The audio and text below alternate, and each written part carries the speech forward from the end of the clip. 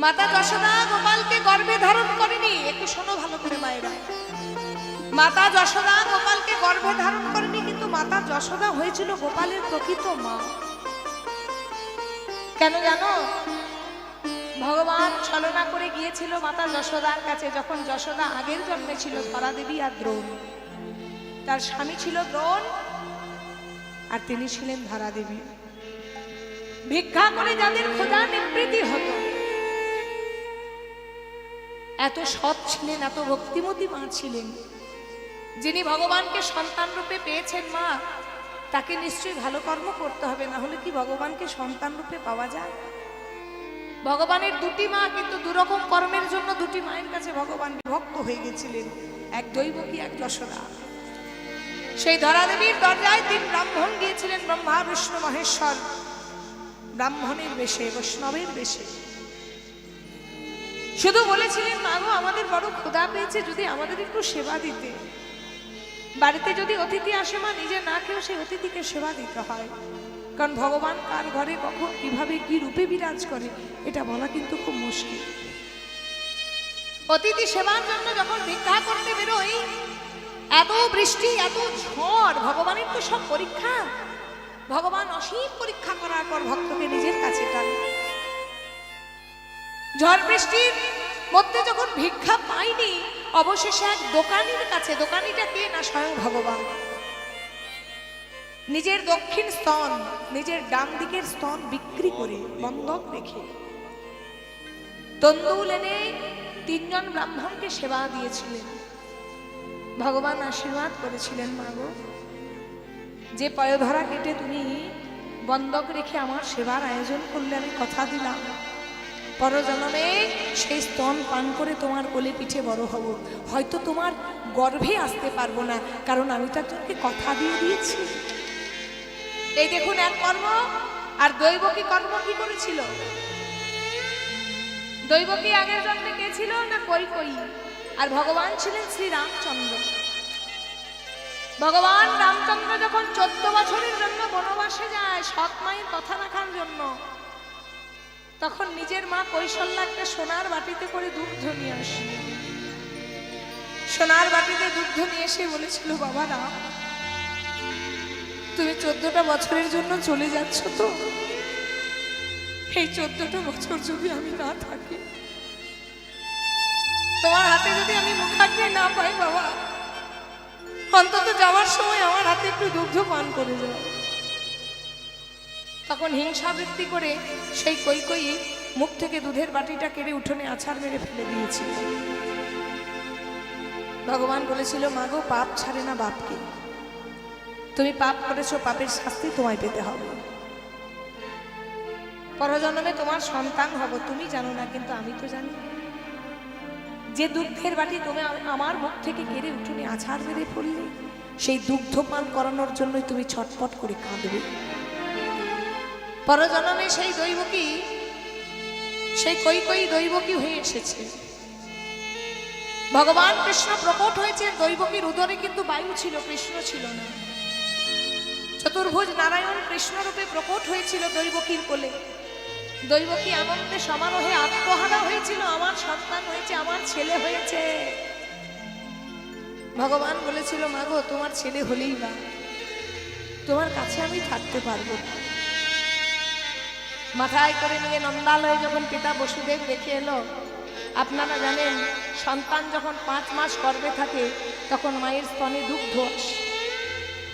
সেই দুগ্ধ মাটিতে ফিন দিয়ে পড়তে লাগলো, আর দৈবকী কাঁদতে লাগলো, ভগবান তোমাকে সন্তান রূপে পেয়েও আমার এত কষ্ট।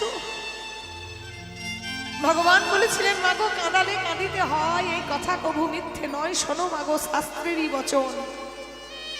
তুমি কাঁদিয়েছ তাই তুমি কাঁদছো, তুমি যদি না কাঁদাতে তুমি কি করে কাঁদবে? মনে পড়ে মা, সেদিনও তুমি আমার মা ছিলে, সেদিনও আমি তোমার সন্তান ছিলাম, শুধু পার্থক্যটা ছিল তোমার সতীনীর সন্তান ছিলাম আমি।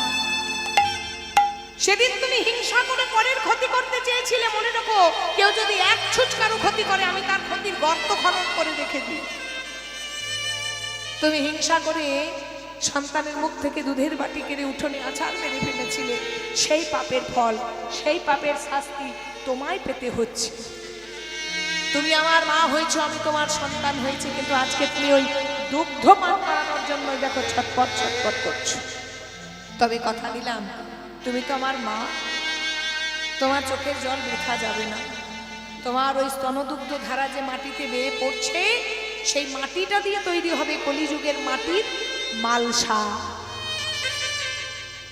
আর ওই যে দাপর যুগে সুদামা চিড়ে প্রসাদ নিয়ে যাবে ভগবান কৃষ্ণের জন্য, চোখের জলে ভিজিয়ে যে চিড়ে নিয়ে যাবে, কলিযুগে সোনার থালা নয়, রূপোর থালা নয়, পেতলের থালা নয়, কাঁসার থালা নয়, মাটির মালসা করে চিড়ে গুড় মিষ্টি ফল দিয়ে আমায় যেজন সেবা দেবে, সেজন আমার প্রাণের প্রিয় ভক্ত হয়ে যাবে। তাই গৌর হরি বল, হরি বল, হরি বল।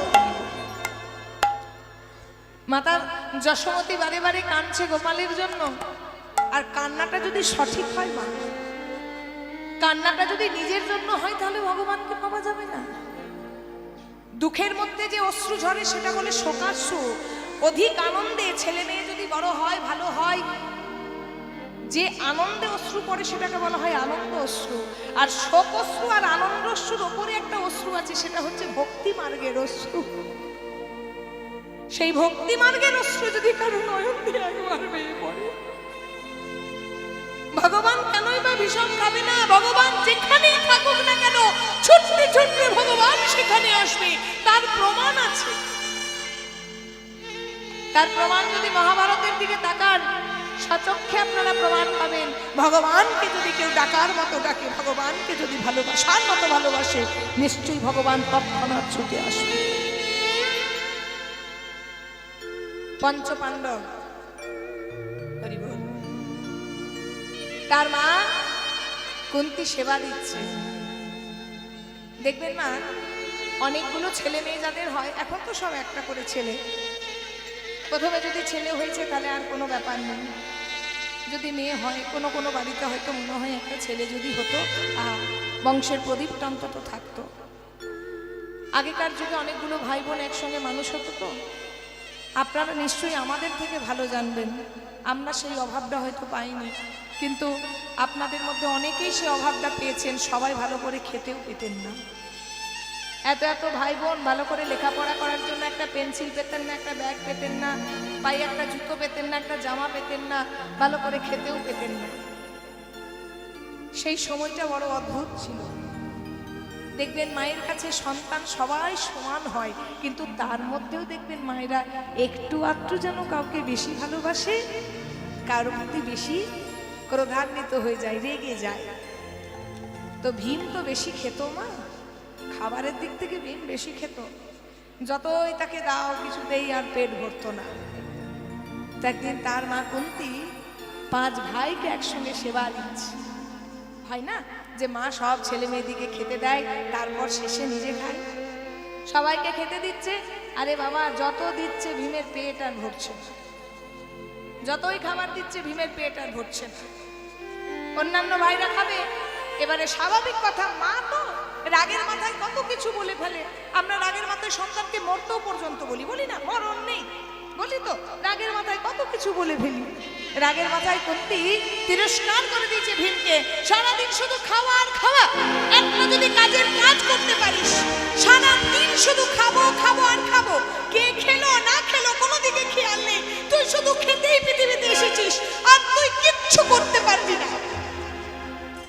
রাগের মাথায় বলে দিয়েছে।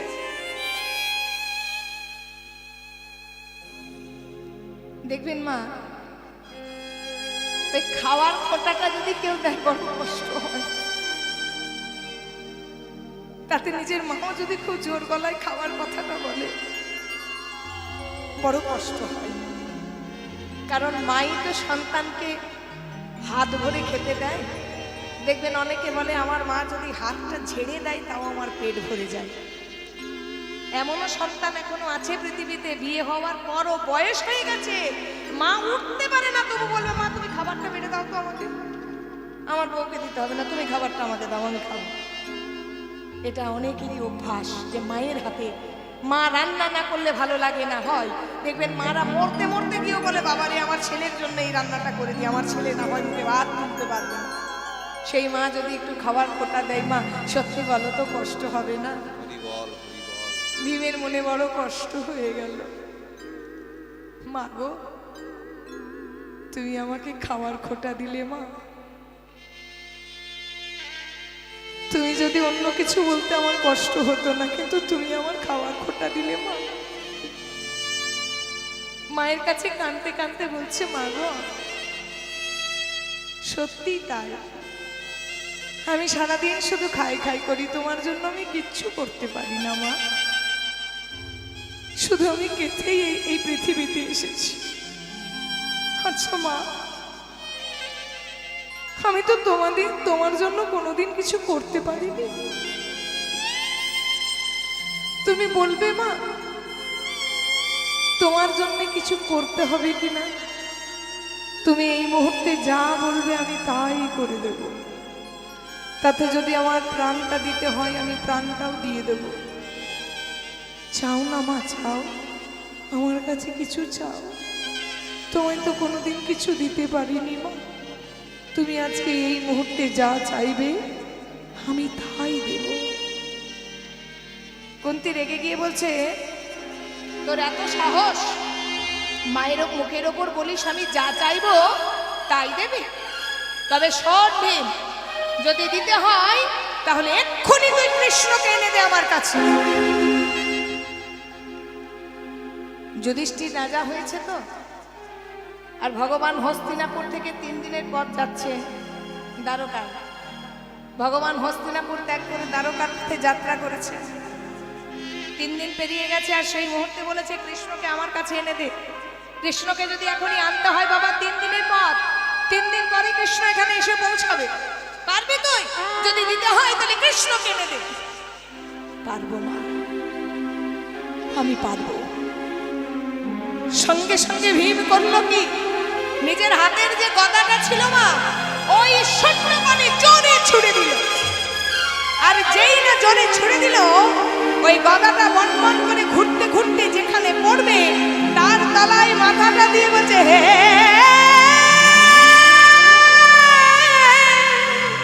কৃষ্ণ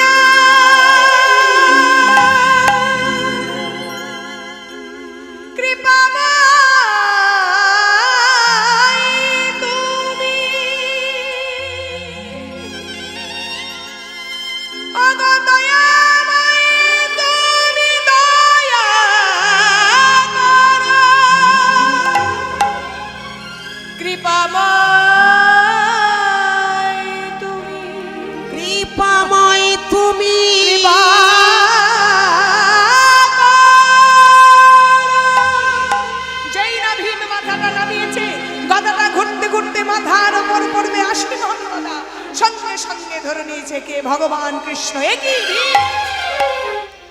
এ তুমি কি করছিলে? কুন্তী অবাক হয়ে দেখছে, কৃষ্ণ তুই এসেছিস বাবা আমার কাছে। হরে কৃষ্ণ, হরে কৃষ্ণ, তুই এসেছিস বাবা আমার কাছে। কে বলেছে আমার ভীম কিছু করতে জানে না? এই জগতে যে কৃষ্ণ দর্শন করিয়ে দেয় সবচেয়ে বড় রে। ওরে ওরে ভীম আজকে তোকে দর্শন করিয়েছে কৃষ্ণ। হায় বাবা, তোকে ছেড়ে যে আমি এতটুকু ভালো নেই বাবা, এমন সুখের আমার দরকার নেই। এতদিন আমি ভিখারি ছিলাম, পথে পথে ঘুরতাম, ছেলেদের নিয়ে বনে জঙ্গলে বাস করেছি, কিন্তু তুই আমার পাশে ছিলি কৃষ্ণ। আজ আমি রাজা হয়েছি, আজ আমি রাজার মা, আমার ছেলেরা সিংহাসনে বসেছে।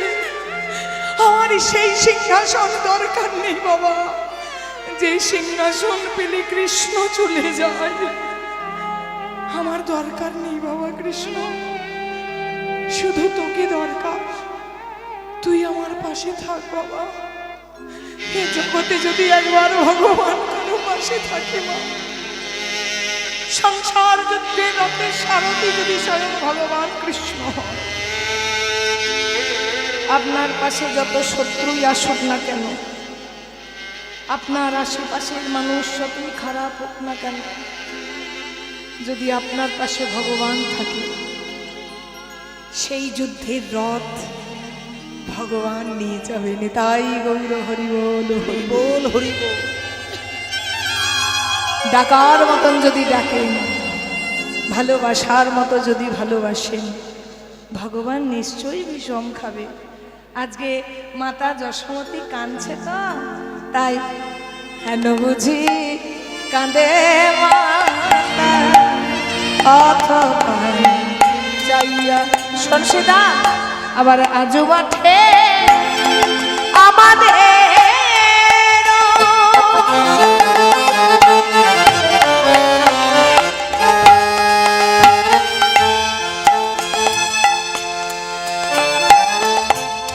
বিলম্ব দেখিয়া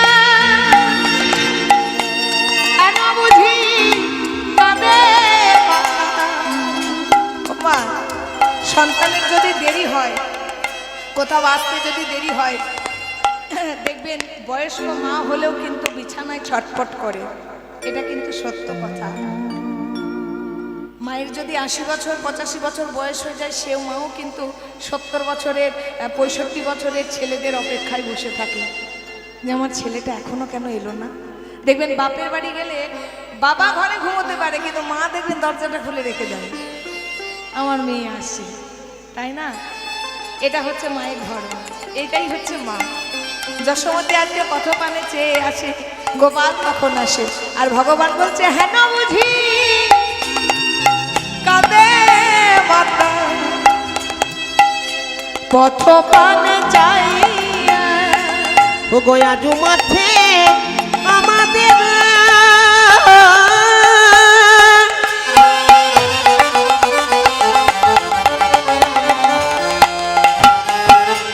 বিলম্ব দেখিয়া হেন বুঝি কাঁদে মাতা পথ পানে চাইয়া। আমার মা বুঝি পথে বসে কাঁদে, আমার মা বুঝি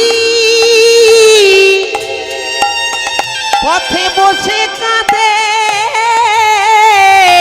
ও গো গোপাল গোপাল গোপাল বলে আমার মা বুঝি পথে বসে কাঁদে। আহা গোপাল গোপাল গোপাল বনে মা বুঝি পথে বসে কাঁদে। কেন বুঝি কাঁদে মাতা কত পানে চাইয়া। মা আজকে বসে বসে কাঁদছে আর ভগবান বিষম খাচ্ছে। ভগবান বলছে সকালে আমাদের আর সময় নাই, দেখ দেখ বেলি অবসান হলো, চলো যাই ঘরে। আহা বেলি অবসান হইল, চলো যাই ঘরে। বেলি অবসান হলো, চলো যাই ঘরে। ওই দেখে বেলি অবসানে হলো, চলো যায় ঘরে।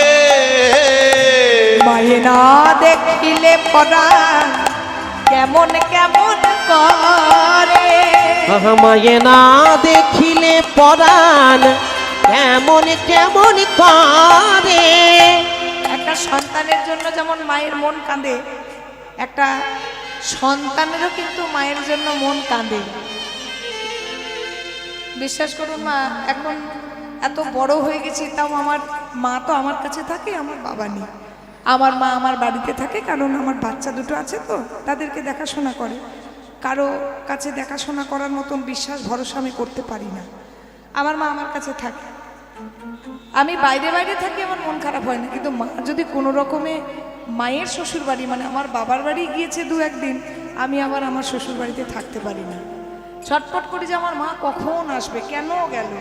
আমি বাইরে বাড়ি থাকি তখন এতটা কষ্ট হয় না, কিন্তু আমি হয়তো বাড়িতে আছি কিন্তু মা হয়তো আমার মামা বাড়ি গিয়েছে বা নিজের শ্বশুর বাড়ি গিয়েছে, আমার বাড়ি গিয়েছে, দেশের বাড়ি, তখন আমি আবার থাকতে পারি না। আমার তখন নিজের অনুভব হয়, আমাদের যদি এত বড় বয়সে সেই অবস্থা হয়, এমনকি আমি না মানে কান্নাও বেরিয়ে যায় যে মা নেই। সকাল থেকে এত অনুভব হয়, মানে নিজেকে অনেক পরিশ্রম করতে হয়, মানে কাজ করতে হয় মা না থাকলে, ওর জন্য বেশি কষ্ট হয়। আর যে মা থাকলে এটা করতে হতো না, মা সবসময় আমাকে আগলে রাখে। এখনো এত বয়সে কেঁদে ফেলি যে মা নেই, তাহলে বাচ্চাদের কি অবস্থা হয়? গোপাল তো ছোট, মনটা খারাপ হবে না? যেই না সূর্য অস্তার তলে যাচ্ছি, সকালের বোঝে সকালে, মায়ে না দেখিলে পরাণ কেমন কেমন করে, আমাকে না দেখিলে পরাণ কেমন কেমন করে। বলো রাম দাস কহে শোনো কানাইয়ের, বল রাম দাসে কহে শোনো কানাইয়ের বল। সকল রাগ খালো মাঝে পড়িল উত্তর, ওই সকল রাখানো মাঝে দেখো পড়িল উত্তর। উলু উলু নয় গো, উলুধ্বনি নয়। যেই না কানাই ডেকেছে সবাই হই হই হই হই করতে শুরু করে এসেছে। কোথায় যাবে গো? এতক্ষণ তো খেলা খেলছিল, এবার তো বেলি অবসান হয়েছে, এবার ঘরে যেতে হবে। এবার যেই না ঘরে যাবে সেই সঙ্গে সঙ্গে ভগবান বলছে, শ্রীরাম সুদাম আমার বেনুটা কোথায়? হ্যাঁ গো, সবাইকে তো একত্রিত করতে হবে নাকি? সবাইকে এক জায়গায় করে তারপর তো যাবে। কেউ হয়তো যমুনায় জল পান করছে, কেউ অন্যদিকে খেলা করছে, আবার নবলক্ষ ধেনু নিজে নিজে তৃণ সেবা করছে, ঘাস খাচ্ছে। তাহলে গাভীগুলোকে তো একত্রিত করতে হবে, নাহলে কানাই বাড়ি যাবে কি করে? তাই আজকে ভগবানের হাতে তিনটি বাঁশি, একটা হচ্ছে বেনু, একটা হচ্ছে বংশী, একটা হচ্ছে মুরলী। বেনু হচ্ছে 12 আঙ্গুল লম্বা 6টি ছিদ্র, বংশী হচ্ছে 17 আঙ্গুল লম্বা 8টি ছিদ্র, মুরলী হচ্ছে 2 হাত লম্বা 4টি ছিদ্র। যখন ভগবান গোচারণে যেতেন আর গোচারণ থেকে আসতেন তখন বাজাতেন বেনু, যখন প্রেমলীলা করতেন রাধারানীকে ডাকতেন তখন বাজাতেন বংশী, আর মুরলী বাজিয়েছিলেন একদিনই বৃন্দাবনের সর্বশ্রেষ্ঠ লীলা মুকুট চূড়ামণি লীলা, শ্রী শ্রী রাস লীলা। এবারে আজকে সেই বংশী বাজাচ্ছে। আজ চাঁদ মুখে দিয়া বেনু নাম লইয়া সব ধেনু ডাকিতে লাগিল উচ্চ স্বরে, ওই না শুনিয়া কানুর।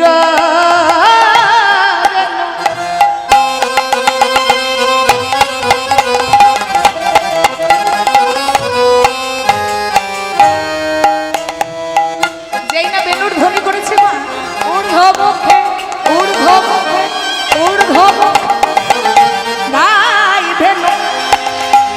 আহা শুনিয়া কানুর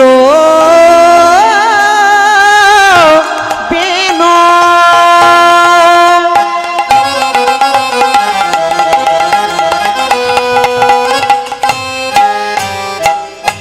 ঊর্ধ্ব মুখে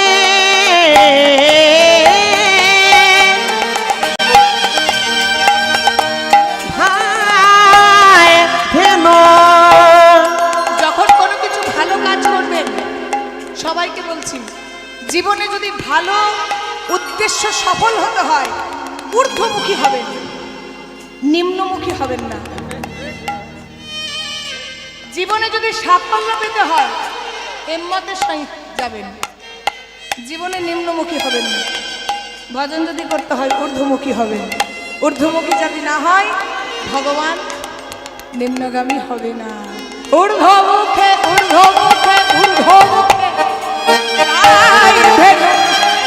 শুনিয়া কানুর বেনু,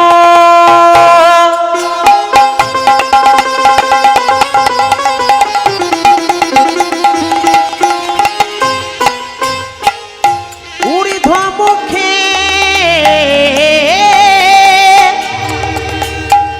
ভাই ধেনু।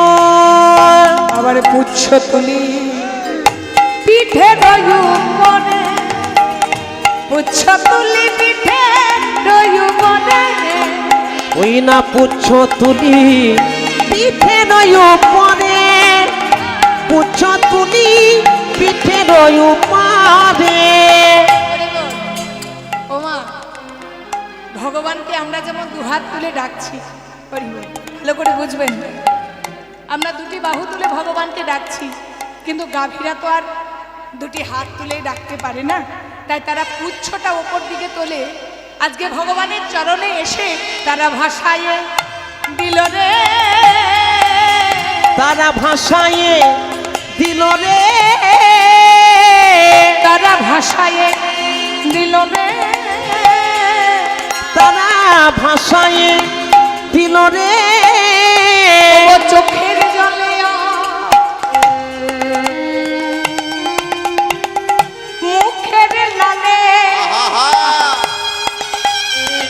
আমরা যেমন চোখের জলে ভগবানকে ডাকছি, সেই নবলক্ষ ধেনুর দল ভগবানের কাছে এসে আজ চোখের জল ফেলছে আর মুখ থেকে লালা বের করছে। ও গো চোখের জলে মুখের লালে, তারা ভাষায় দিল রে, চোখের জলে আর মুখের লালে ভাষায় দিল রে। ও চোখের জলে মুখের লালে, তারা ভাষায় দিল রে। ওই না চোখের জলে মুখের নালে গোবিন্দের চরণ তারা ভাষায় দিল রে। এবার পুচ্ছ তুলি পিঠে রয়ু করে, পুচ্ছ তুলি পিঠে রয়ু করে, ও পুচ্ছ তুলি পিঠে রয় পরে পুচ্ছ তুলি পিঠে রয় পারে। এবারে দেখো মা, যেই না সবাই একত্রিত হয়েছে গোবিন্দের সম্মুখে, এবার গোবিন্দ করলো কি, অনুসার বেনু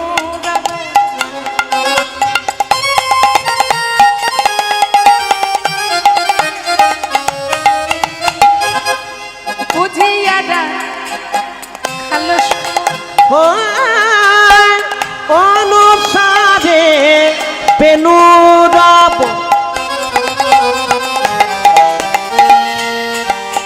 আহা বুঝিয়ারা ভালো সব।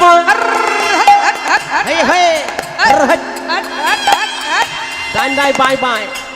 আরে তুই কোথায় গরু, এদিকে গাভীগুলোকে নিয়ে যাচ্ছে। অন্য সাধবে বুঝিয়া অনুসারে বেনুরব বুঝিয়ারা ভালো সব। চালাইল বকুলের মুখে, চালাইল বকুলের মুখে, চালাইল বকুলের মুখে, চালাইল বকুলের মুখে। যে বনে যা ধেনু ছিল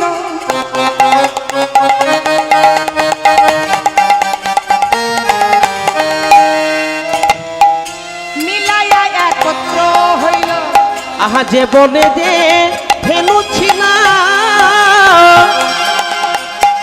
আহা মিলাইয়া পত্র কইল। আসলে কি জানো মা, এই গরুগুলোকেও তো এক জায়গায় করে গাড়ি করে আমাকে ঘরে পৌঁছাতে হয়, ওই জন্য এগুলো এত হাসছে।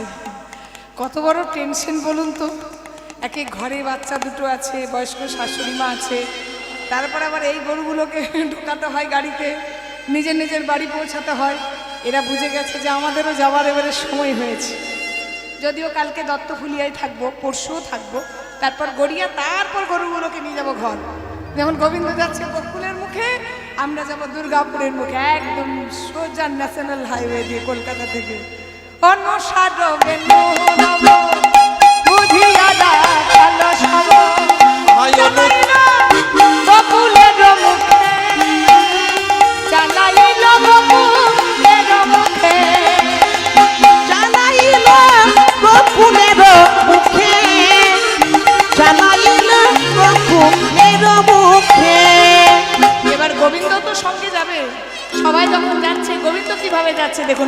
যাত্রাটা দেখুন, শোভাযাত্রাটা গোবিন্দাই সবাইকে নিয়ে ফিরছে মায়ের কোলে। শ্বেতে কান্তি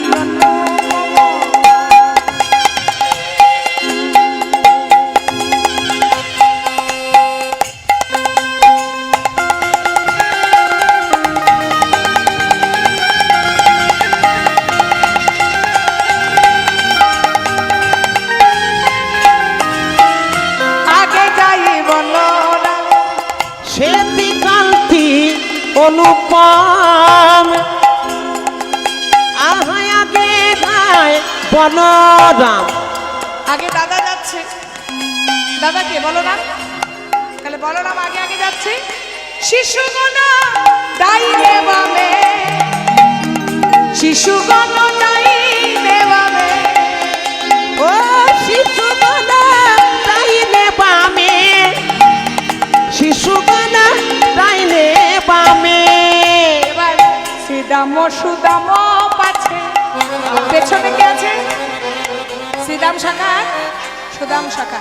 সুদাম মানে সুদামা, সুদামা, সুদামা আছে আর শ্রীদাম আছে। শ্রীদাম সুদামা পাছে,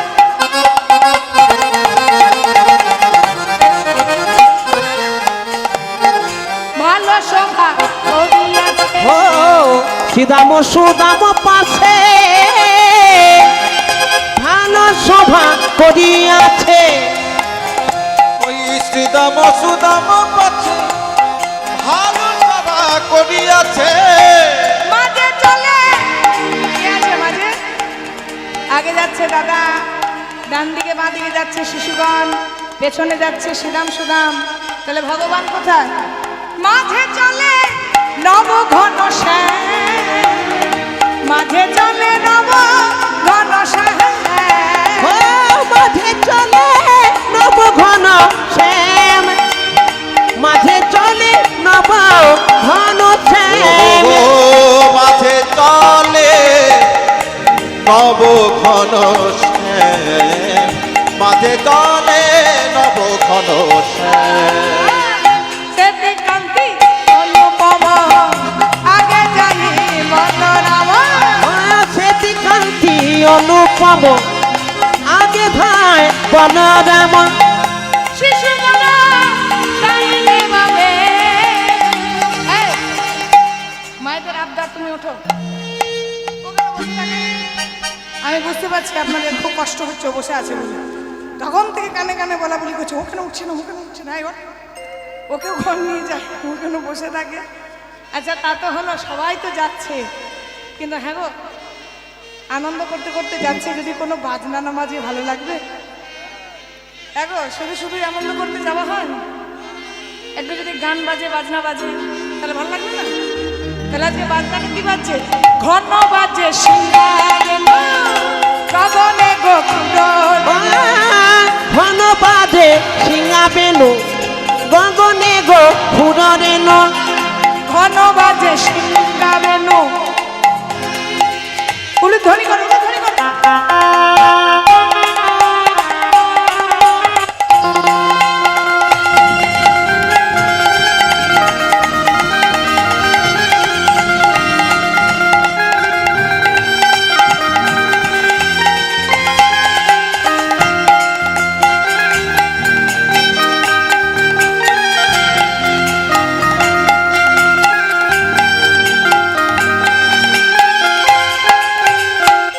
ঘন বাজে সিঙ্গারে গগনে গোকুলে। আহা ঘন বাজে সিঙা বেনা গগনে গো ফুররে ন। পথ চলে করি কত রঙ্গে, পথ চলে করি কত রঙ্গে। আচ্ছা, বলছে ঘন বাজে সিঙ্গাবন গগনে গোখুরে রেণু, পথে চলে কত করি রঙ্গ। রঙ্গ মানে কি? দেখবেন যেতে যেতে না হাসি গল্প করি না, ঠেলা ঠেলি, মারামারি, এর দিকে তাকানো, ওর দিকে তাকানো, গাছে কিছু পেরে নেওয়া।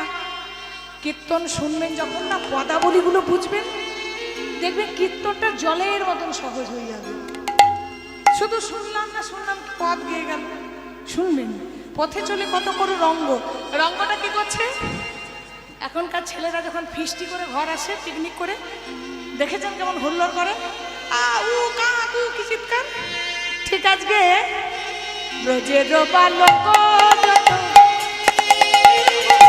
আবায় আবাদিয়া, ব্রজের বালক যথা আমায় বাঁধিয়া ঘন, ব্রজের বালক যত আবায়া ঘন, বলরাম দাস চলু সঙ্গ, বলরাম দাস চলু সঙ্গ, ওই না বলরাম দাস জন সঙ্গ, বলরাম দাস জন সঙ্গ, সেতে কান্তি আগে নাই ও সেতি কান্তি অনুপম আগে ধায় বলরাম, আমার শিশুগণ গাইলে বলে, শিশুগণ গাইলে বলে। আর 5টা মিনিট একটু অপেক্ষা করুন, আমি নন্দরানীর আরতিটা করে নিয়ে আমি গানটা রেখে দিয়ে আরতিতে গানটা গেয়ে দেবো, ঠিক আছে? আচ্ছা, আমি 5 মিনিট আর একটু গাই, তারপর আরতিটা করি, আর 5 মিনিট গাই, আপনাদের সঙ্গে দেখা হয় না হয়। এবার সবই তো হলো মা, কত আনন্দ করে বাড়ি ফিরছে, কিন্তু রাধারানী সেই তো দেখে এসেছে। কখন কখন দেখে এসেছে বলো তো? সূর্য পূজা করতে গিয়ে। এত যদি গোবিন্দ আনন্দ করে, রাধারানীর মনে কি আর স্পর্শ হইল? রাধারানী দাঁড়িয়ে আছে কোথায়? রাধারানী অপেক্ষা করছে, বসো। রাধারানী অপেক্ষা করছে একেবারে চিলে কোঠায় দাঁড়িয়ে দাঁড়িয়ে, কখন আমার গোবিন্দ গোচারণ থেকে ফিরে আর সেই গোবিন্দের রূপ আমি দর্শন করব। আর এরপরেই যে কীর্তনটি হবে সেই লীলাটি হচ্ছে রূপানুরাগ, অর্থাৎ রাধারানীর রূপ দর্শন করবেন। এবারে আজকে রাধারানী অপেক্ষা করে বসে আছে, আজ ওই না বেশ, ওই না বেশ। রাধারানীর মনে বড় সাধ যে বধূ তুমি যেভাবে গোচারণ থেকে ফিরছো সেইভাবেই সেজে একবার আমার মন্দিরে এসো, আয় এসো আমার ঘরে বধূ হে। ওই না বেশ, ওই না বেশ, ওই না বেশ, আয় এসো আমার ঘরে বধূ হে। ওই না বেশে, ওই না বেশে আইসো আমার ঘরে, বধূ হে ওই না বেছে আইসো আমার ঘরে, ওই না বেশ আইসো তুমি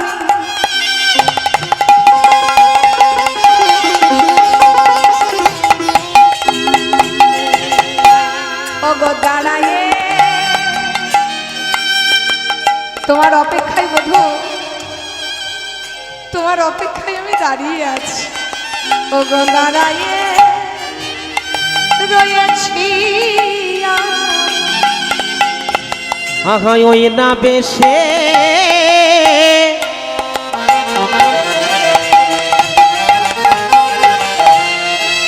আইসো তুমি,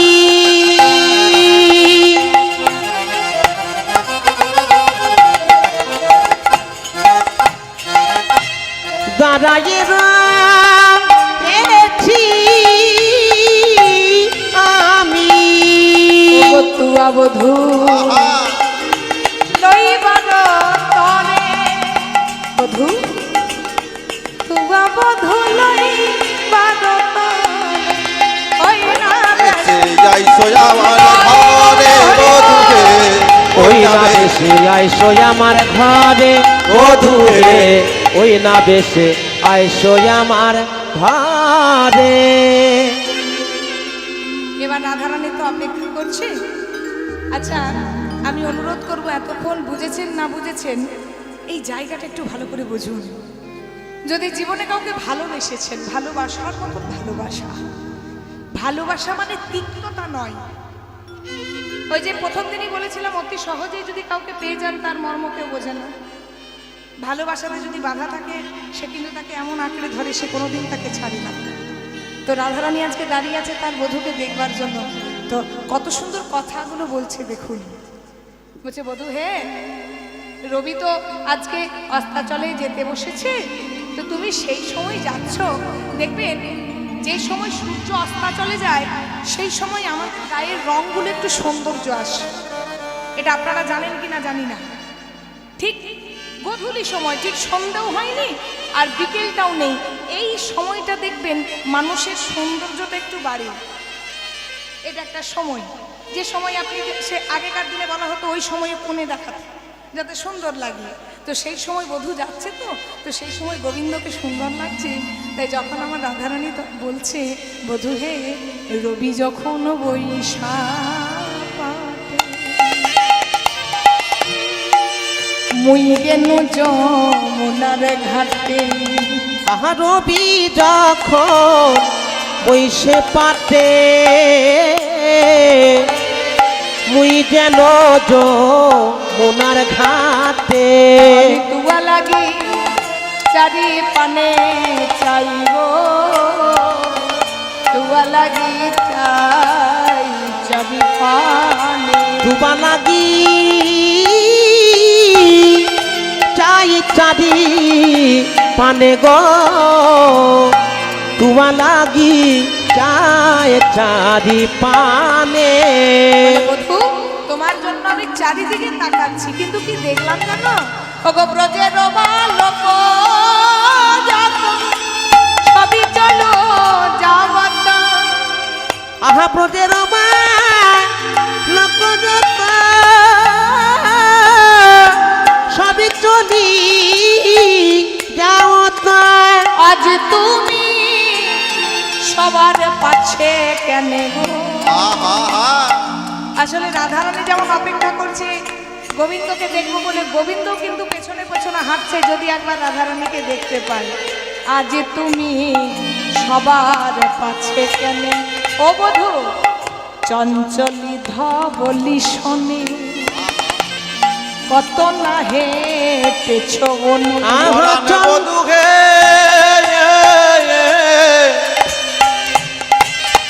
বধূ হে,